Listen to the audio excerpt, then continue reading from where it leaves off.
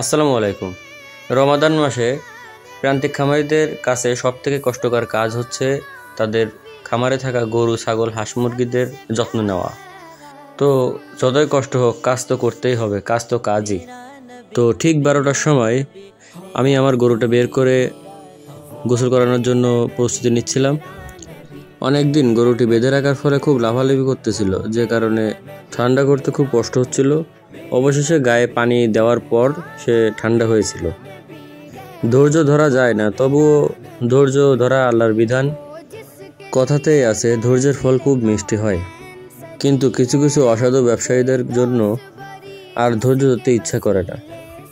তারা ব্যবসা করতে গিয়ে নিজেদের মানবতাই হারিয়ে ফেলে। এ কারণে আমাদের মতো যারা প্রান্তিক খামারে আছে, তারা অনেকেই গবাদি পশু পালা ছেড়ে দিছে।